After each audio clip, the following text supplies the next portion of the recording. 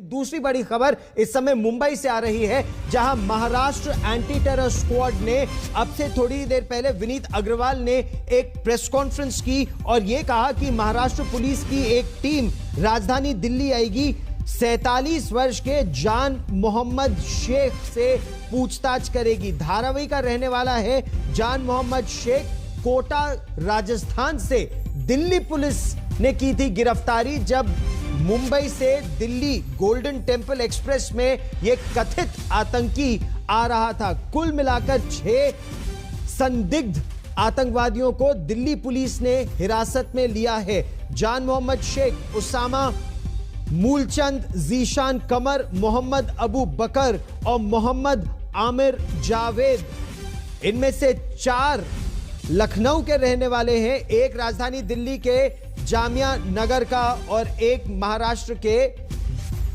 धारावी का। आपको सीधे हिमांशु, मेरे सहयोगी हमारे साथ जुड़ रहे हैं, हिमांशु के पास लिए चलते हैं। हमारे साथ संतोष शर्मा लखनऊ से जुड़ रहे हैं क्योंकि लखनऊ की भी एंटी टेरर स्क्वाड इसमें लगी हुई थी इस पूरी गिरफ्तारी में। लेकिन सबसे पहले हिमांशु, दिल्ली पुलिस क्या कोऑर्डिनेटिंग पुलिस है इस पूरे ऑपरेशन के लिए? इंटेलिजेंस ब्यूरो की इनपुट के बाद ये जो जान मोहम्मद शेख है इसके बारे में क्या जानकारी आ रही है? क्योंकि विनीत अग्रवाल जो एडीजीपी एटीएस है मुंबई के, वो कह रहे हैं इसे बिना हथियार, बिना विस्फोटकों के पकड़ा गया। क्या भूमिका है मुंबई पुलिस को पता नहीं अभी। देखिए, दिल्ली पुलिस का यह कहना है कि जिस वक्त गिरफ्तार किया गया समीर, जो जान मोहम्मद उर्फ समीर है, उस वक्त तो बॉम्बे से निकल चुका था और कोटा के पास चलती ट्रेन से पकड़ा गया। और पुलिस का यह कहना है कि ये जो पूरा मॉड्यूल था ये 2 कंपोनेंट में काम कर रहा था। एक जो थी वो जो डी कंपनी के लिए जो अनीस जिसको निर्देशित दे रहा था, जिसको अनीस की तरफ से डायरेक्शंस मिल रहे थे, उसमें ये पार्ट था। इनका ये काम था कि जो विस्फोटक पहुंच चुके थे उन्हें दिल्ली लाना था और दिल्ली लाने के बाद जहां जहां जो आईएसआई के जो बैठे हुए थे अलग अलग आतंकी, उन तक पहुंचाने का इसका काम था। और इसके अलावा जो बाकी पकड़े गए हैं, जो आईएसआई के सस्पेक्ट बताए जा रहे हैं, पुलिस का कहना है कि वो टारगेट सेलेक्ट करते और वहां पर जाकर के फिर वो विस्फोटक प्लांट करते। तो यहां पर पुलिस का कहना है कि जब दिल्ली आता समीर, उसके बाद फिर वो यूपी जाता, इलाहाबाद जा सकता था और वहां से फिर वो विस्फोटकों को लेकर के दिल्ली लाया जाता। ये ट्रांसपोर्टेशन का जो पूरा काम था, यानी दाऊद इब्राहिम से संपर्क, उसके भाई अनीस इब्राहिम से संपर्क, दिव्येश, ये जो जान मोहम्मद शेख, इसका नाम बार बार आ रहा है, 47 वर्ष का धारावी का निवासी, इसके डी कंपनी से किस तरह के संबंध थे? क्या जानकारी निकल कर आ रही है?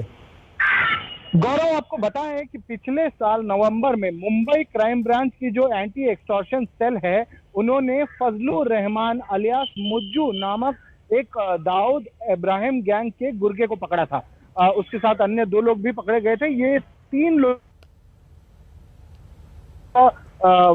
व्यापारी को धमकाकर उससे फिरौती वसूलने का यह पूरा मामला था। उस मामले में इन तीनों को अरेस्ट किया गया था।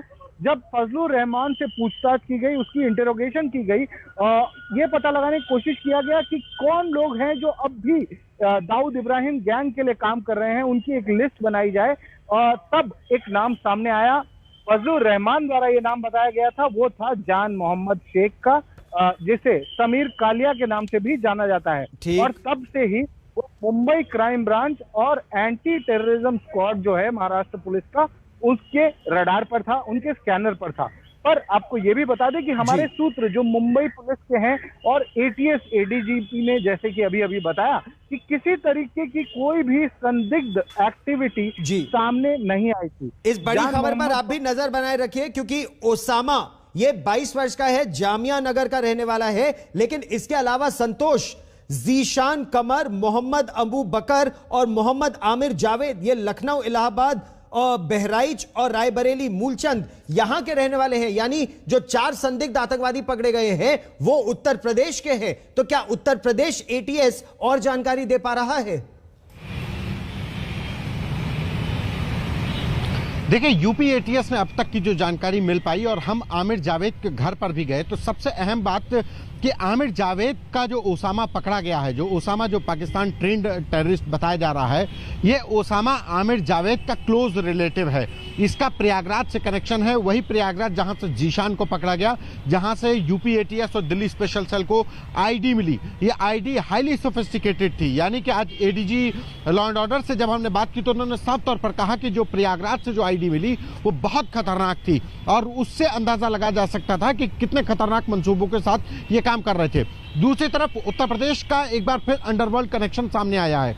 जो जान मोहम्मद पकड़ा गया दिल्ली स्पेशल सेल के द्वारा मुंबई में रहने वाला, उसका एक दूसरा जो साथी था वो मूलचंद लाला, जो रायबरेली का रहने वाला है, जिसको दिल्ली स्पेशल सेल ने पकड़ा, ये सीधे जान मोहम्मद के संपर्क में था। ये दोनों ही लोग अनीस इब्राहिम के लिए काम कर रहे थे। अभी तक हालांकि जो मूलचंद लाला है, इसके बारे में कोई आपराधिक रिकॉर्ड नहीं सामने आ पा रहा है। इस बड़ी खबर पर आप तीनों इस बड़ी खबर पर नजर बनाए रखिए। मैं आपके पास फिर लौटूंगा। दिल्ली पुलिस की स्पेशल सेल ने जिन 6 कथित आतंकवादियों को गिरफ्तार किया है, उनमें से 3 उत्तर प्रदेश के हैं। वहीं इस साजिश के तार मुंबई के जान मोहम्मद की गिरफ्तारी से अब और खुलने लगे हैं। इसके अलावा दिल्ली के 2 संदिग्ध को भी गिरफ्तार किया है, जिनमें से एक जामिया नगर का रहने वाला है।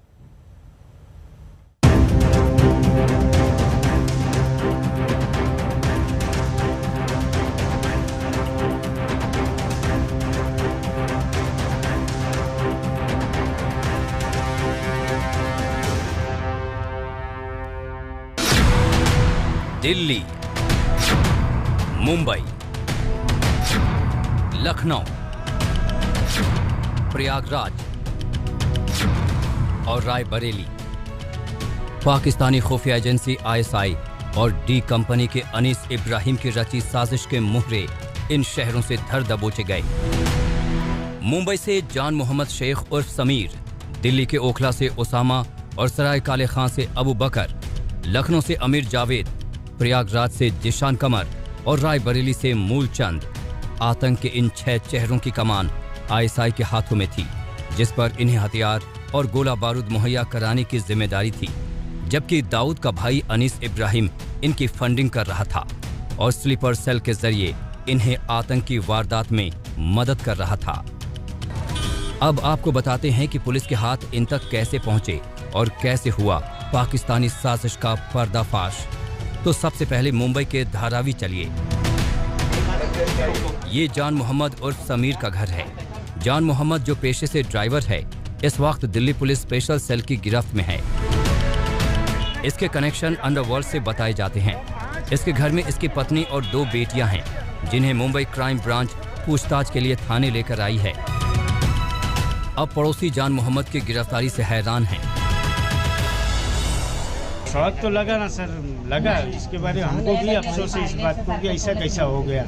उसके बारे में हमको जानकारी नहीं कि ये चीज़ में हुआ है इससे पहले। अब इसके बाद में क्या हो गया, उसका घर की स्थिति क्या हुआ। उसके बाल बच्चे भी अच्छे थे, 2 लड़कियां हैं, एक छोटी एक 15-16 साल की है। कुछ ऐसी ही हैरानी लखनऊ में अमीर जावेद के पिता को भी हुई। सुबह 7 बजे यूपी एटीएस की टीम ने दस्तक दी और उनके 3 बेटों को अपने साथ ले गई। इनमें से पुलिस को अमीर जावेद की तलाश थी। सुबह 7 बजे के करीब मैं अपने कमरे में था और जो है मेरा बीच वाला लड़का अब्दुल्ला, वो जो है नाश्ता कर रहा था, तो वो जो है बाहर गेट खटखटाया और उसके बाद जैसे उसने खोला गेट, उसको पकड़ लिया। प्रयागराज की बात करें तो यहाँ भी दबे पांव यूपी एसटीएफ की टीम पहुंची। करेली इलाके से ही जीशान कमर को गिरफ्तार किया गया था। जीशान को आईएसआई ने कराची से थट्टा में आईईडी बनाने और हथियार चलाने की ट्रेनिंग दी। पुलिस के मुताबिक यहाँ से उसने बड़ी मात्रा में विस्फोटक, हथियार, गोला बारूद और आरडीएक्स के इस्तेमाल से बनी आईईडी को जब्त किया है। देश की आर्थिक राजधानी मुंबई पर आतंकी हमलों का खतरा लगातार बना रहता है। ऐसे में इस आतंकी प्लान का खुलासा होने के बाद वहां सुरक्षा और बढ़ा दी गई है। देश की आर्थिक राजधानी मुंबई क्या एक बार फिर से आतंकियों के निशाने पर है? इंटरस्टेट टेरर मॉड्यूल जिसे ध्वस्त किया गया है, वो तो कुछ इसी तरफ इशारा कर रहा है। मुंबई का रहने वाला जान मोहम्मद शेख पुलिस की गिरफ्त में है। उसके परिवार वालों से पूछताछ करी जा रही है। जान मोहम्मद शेख को एक ऐसे समय में गिरफ्तार किया गया जब वो कोटा राजस्थान से दिल्ली की तरफ जा रहा था। अब हैरानी की बात तो यह है कि पुलिस ने यह बात साफ करी है कि तमाम अरेस्टेड अक्यूज्ड को अलग अलग जिम्मेदारियां सौंपी गई थीं। अब याद रहे, मुंबई में महाराष्ट्र में फेस्टिव सीजन चल ही रहा है।